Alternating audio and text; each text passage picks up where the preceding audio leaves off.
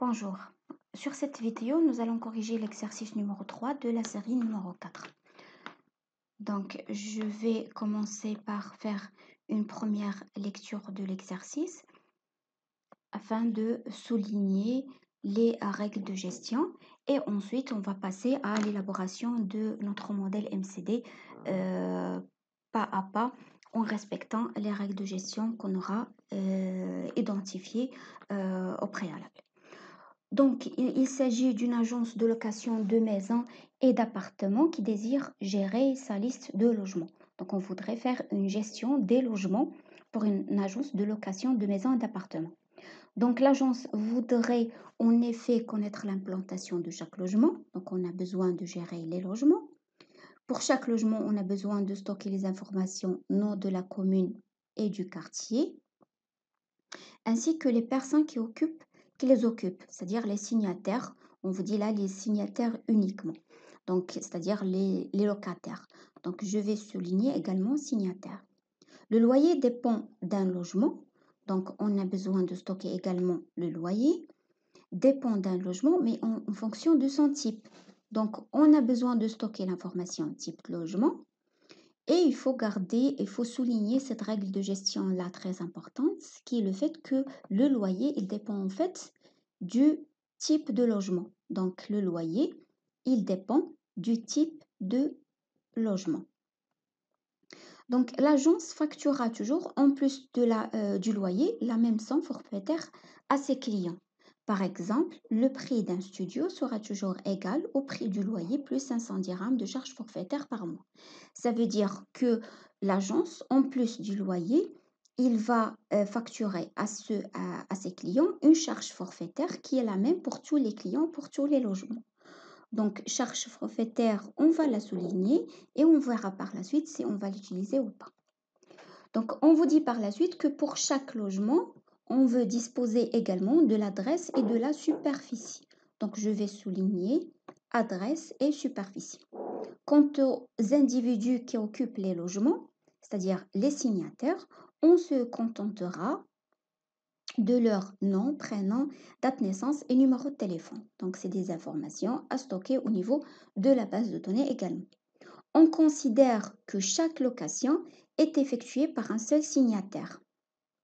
Donc là, il s'agit d'une règle de gestion qui va nous permettre par la suite de définir la cardinalité de l'association qui va relier location et signataire. Donc chaque location est effectuée par un seul signataire. Ensuite, pour chaque commune, on désire connaître le nombre d'habitants. On a besoin donc de stocker le nombre d'habitants ainsi que la distance séparant la commune de l'agence. La distance séparant la commune de l'agence. L'agence désire gérer l'historique d'occupation des logements par les individus. Donc pour chaque location, on enregistre la date de début et la date fin. Donc pour garder l'historique d'occupation des logements, on aura besoin de stocker la date début et date fin de chaque location. On considérera de plus qu'un individu peut être signataire de plusieurs contrats de location. Donc, un individu peut être signataire ou peut signer plusieurs contrats de location. On précise aussi qu'un logement peut faire l'objet de plusieurs locations disjointes. Donc, un logement peut faire l'objet de plusieurs locations disjointes dans le temps, c'est-à-dire avec des dates début et dates fin différentes.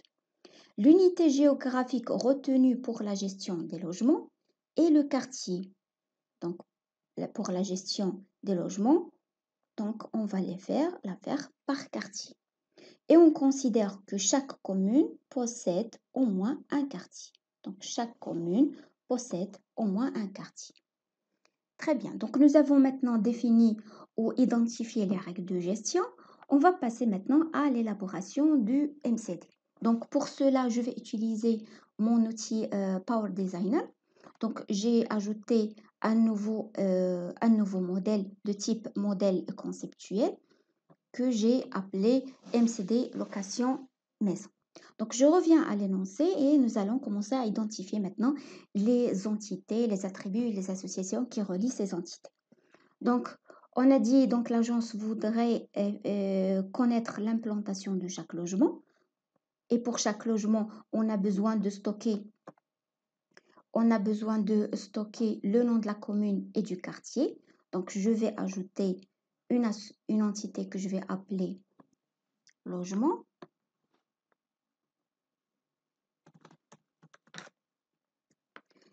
Comme attribut de cette entité-là, donc là, on nous dit on a besoin de stocker le nom de la commune et du quartier.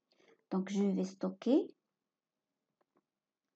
le nom de la commune, attribut, nom,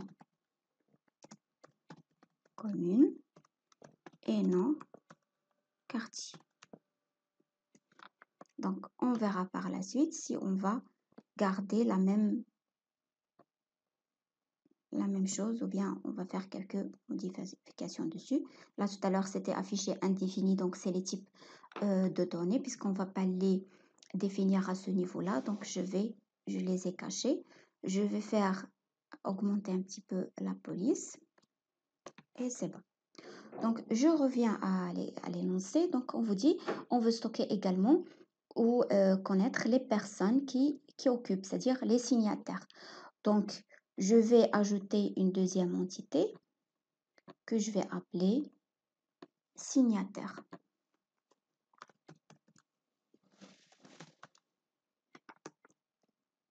Signataire. Ensuite, donc, le loyer dépend d'un logement, mais en fonction de son type.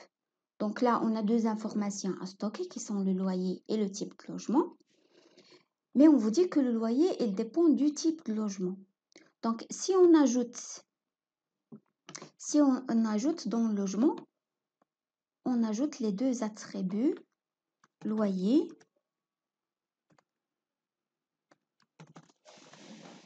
et type logement. Maintenant, si on fait comme ça, notre modèle MCD ne sera pas normalisé. Pourquoi? Parce que cette entité-là, logement, elle ne répond pas en fait à la troisième forme normale qui dit que tout attribut non clé, dans ce cas le loyer, ne doit pas dépendre d'un autre attribut autre que la clé. Alors que c'est le cas ici, parce que loyer, il dépend en fait du type de logement au lieu de dépendre du logement. Donc, le loyer, il dépend du type de logement, donc pas du logement. Donc, on ne devrait pas le mettre dans l'entité logement. Donc, pour normaliser cette entité-là, on aura besoin de faire sortir loyer et type logement dans une entité à part.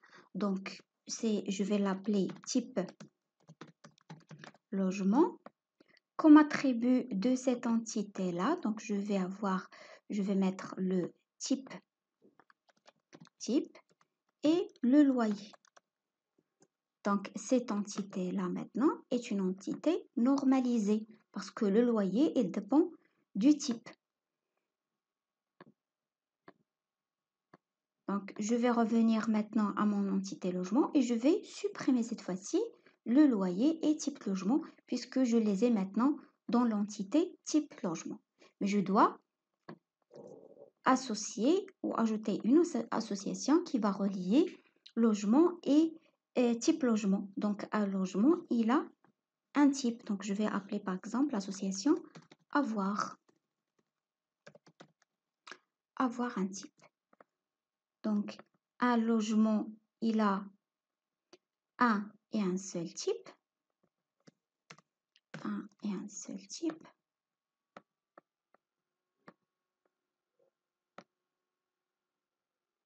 Et un type logement correspond à un ou plusieurs logements. Très bien. Donc, ensuite, donc là, l'agence facturera toujours en plus du loyer la même somme forfaitaire à ses clients. Par exemple, le prix d'un studio sera toujours égal au prix du loyer plus 500 dirhams de charge forfaitaire. Donc là, la charge forfaitaire dont on parle, c'est une valeur qui ne dépend ni du logement. Donc si je reviens à mon modèle, donc la charge forfaitaire ne dépend ni du logement, ni du type logement comme c'est le cas pour le loyer. Donc c'est une valeur fixe valable pour tous les clients. Et donc, ça ne dépend ni du signataire, ni du logement, ni du type de logement. Donc, c'est une valeur qu'on ne va pas stocker au niveau de la base de données parce qu'il ne dépend d'aucune des entités de notre MCD. Donc, même si on en parle, mais c'est une valeur qui va devoir être gérée au niveau de l'application, pas au niveau de la base de données. Ensuite, pour chaque logement, on veut disposer également de l'adresse et de la superficie.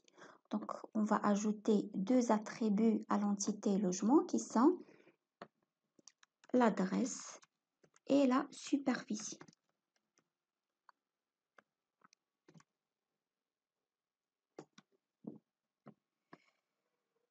Quant aux individus qui occupent le logement et signataires du contrat uniquement, on se contentera de leur nom, prénom, date de naissance et numéro de téléphone. Donc, on a maintenant identifié les attributs des signataires qui sont le nom, le prénom, date naissance et numéro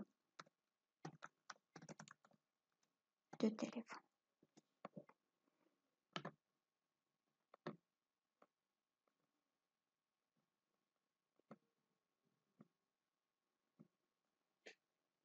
Très bien. Donc, ensuite, on considère que chaque location est effectuée par un seul signataire. Chaque location est effectuée par un seul signataire.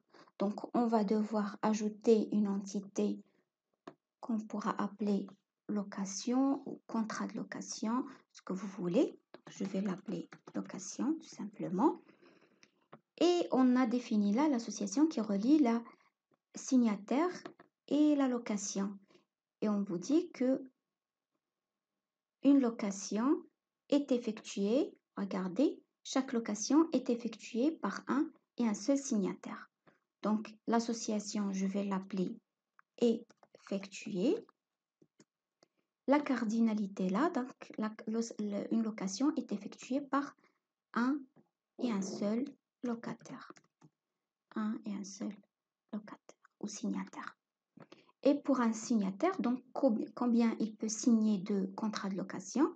Donc là, je vais laisser 0n et on verra par la suite si on va garder cette cardinalité ou pas. Donc on la vérifiera par la suite. Donc pour chaque commune, on désire connaître le nombre d'habitants ainsi que la distance séparant la commune de l'agence. Donc tout à l'heure, on avait ajouté le nom de la commune comme attribut de l'entité logement. Maintenant, on a besoin de stocker également le nombre d'habitants par commune et la distance qui sépare la commune à l'agence. Donc ce sont deux attributs qui dépendent en fait de la commune, donc pas du logement. Donc si on les ajoute à l'entité logement, on va avoir une entité qui n'est pas normalisée. Nous allons enfreindre la troisième forme normale. Donc, pour respecter la troisième forme normale, nous allons devoir sortir la commune dans une entité à part que je vais appeler commune. Et comme attribut de cette entité-là, je vais mettre cette fois-ci donc le nom de la commune. Donc, je vais le faire sortir de l'entité logement. Je vais le stocker dans l'entité commune. Donc, nom commune. Nombre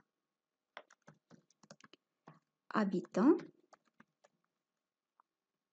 et distance. Je peux l'appeler par exemple distance agence. Très bien.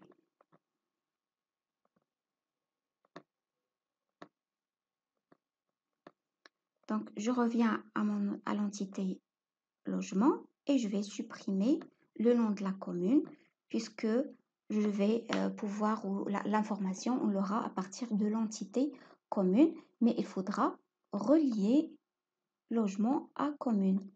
Donc, une agence ou un logement est situé, par exemple, situé dans une commune. Donc, un logement est situé dans une et une seule commune, logiquement. Et dans une commune, on peut avoir donc un ou plusieurs logements.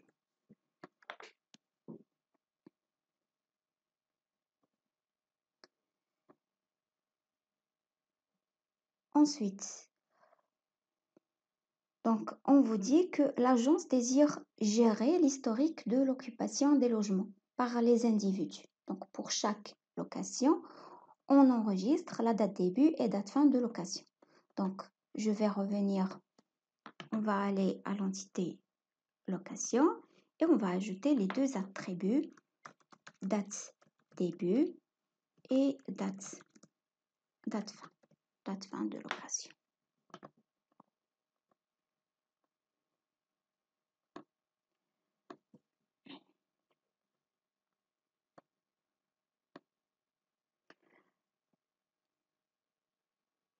Ensuite, donc on considère de plus qu'un individu peut être signataire de plusieurs contrats de location. Un individu, donc un signataire, peut être signataire ou peut signer plusieurs contrats de location. Donc je reviens à mon modèle. Tout à l'heure, on avait dit qu'on allait vérifier cette cardinalité. Donc un signataire peut signer ou effectuer plusieurs locations, peut signer plusieurs contrats de location. Donc là, le N, il est correct puisqu'un signataire peut effectuer plusieurs contrats de location. Et le minimum, c'est 1 puisqu'on l'a enregistré comme signataire ou comme locataire, c'est qu'il a effectué au moins une location.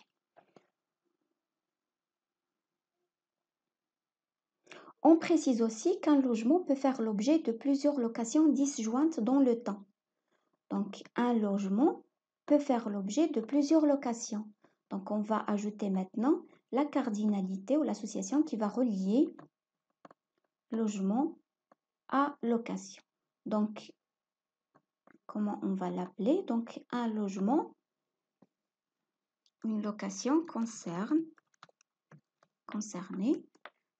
une location et un logement peut concerner plusieurs locations. Donc, on vous dit qu'un logement peut faire l'objet de plusieurs locations. Donc, c'est 0 ou plusieurs locations. Et une location concerne la même location, donc il va concerner un et un seul logement. Une location va concerner un et un seul logement. Donc, par la suite, on vous dit que l'unité géographique retenue pour la gestion des logements est le quartier. Et on considère que chaque commune possède au moins un quartier. Donc, tout à l'heure, donc, dans notre modèle MCD, on avait intégré le nom du quartier comme un attribut du logement. Et là, on a ajouté l'attribut l'entité commune et on a ajouté une association entre logement et commune, ce qui va nous permettre de faire une gestion des logements par commune. Maintenant, on vous dit, on veut faire une gestion de logement par quartier et que dans une commune, on a au moins un quartier. Donc, pour cela, on aura besoin d'ajouter une entité qu'on va appeler quartier.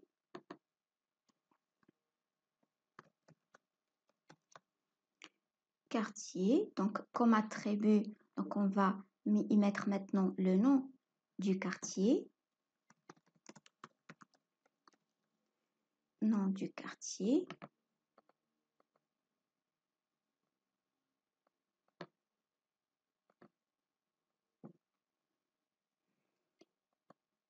Et donc, je vais déplacer celle-là ici. Ça, très bien.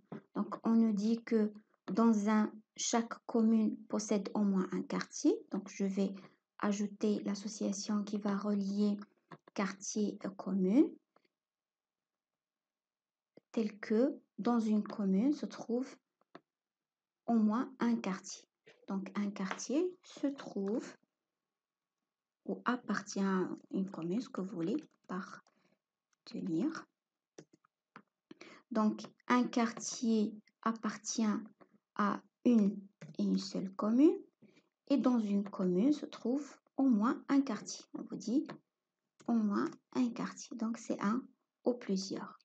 Et puisqu'on veut gérer les logements par quartier, donc cette association-là située, au lieu de la relier à commune, on va la relier maintenant à quartier. Et donc, si on connaît le quartier, on pourra connaître également la commune, puisque on a ici une association de type A à plusieurs. Donc, un logement est situé dans un quartier et un quartier appartient à une commune. Donc, les cardinalités vont rester les mêmes, puisque un logement est situé dans un et un seul quartier. Et dans un quartier, on peut avoir un ou plusieurs logements pour location. Et dans un quartier, il appartient à une et une seule commune.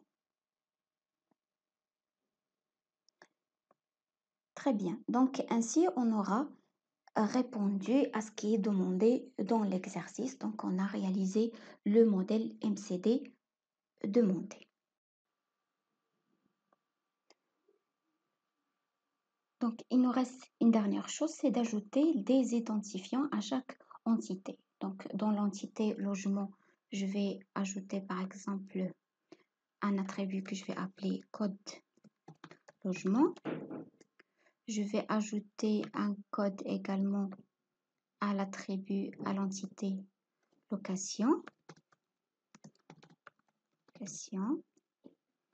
Pour signataire également.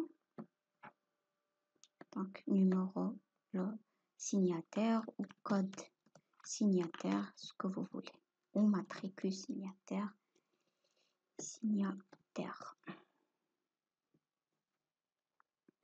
La même chose pour la commune.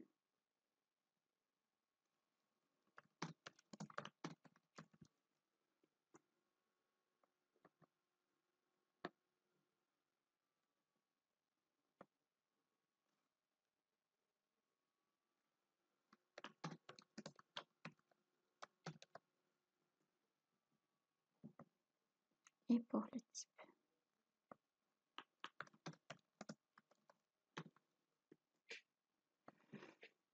Très bien. Donc maintenant, notre MCD, il est complet.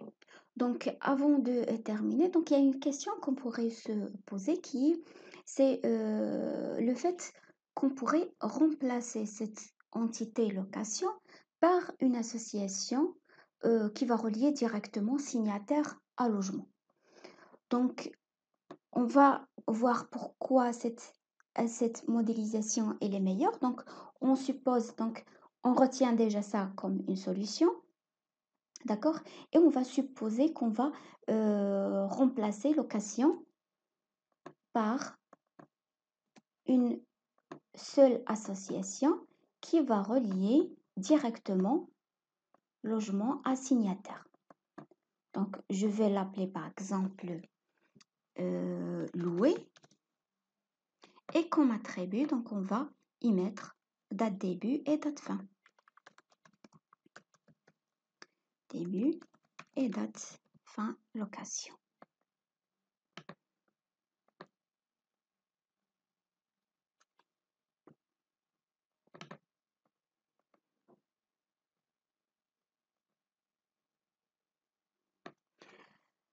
Très bien. Donc, un signataire peut louer un ou plusieurs logements. Et un logement peut être loué par 0 ou plusieurs signataires, puisque le même logement, effectivement, peut être loué par différents signataires à des dates différentes. Donc, l'inconvénient de cette modélisation-là, c'est deux choses, en fait. Donc, la première chose, c'est que la règle de gestion-là, une location est effectuée par un seul signataire, on ne l'a pas gérée ici. Une location est gérée par un seul signataire, on ne pourra pas la gérer ici. Parce que si on met ici 1 à 1, ça veut dire qu'un signataire ne pourra faire qu'une seule location de chez l'agence, alors que ce n'est pas le cas. C'est-à-dire le même signataire peut louer une maison maintenant et après 2 ans par la suite, par exemple, il va venir pour louer le même logement ou un autre logement de chez la même agence. Donc, il y a cette première règle qui n'est pas respectée. Deuxième chose, au niveau du modèle logique, donc au modèle relationnel, cela va se traduire par 3 tables, donc table logement, table signataire et une table d'association dans laquelle on va mettre le code du logement, le code du signataire avec date début, date fin.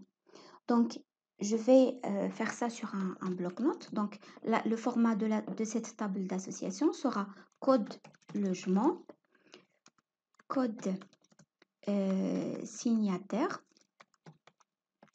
date début et date fin.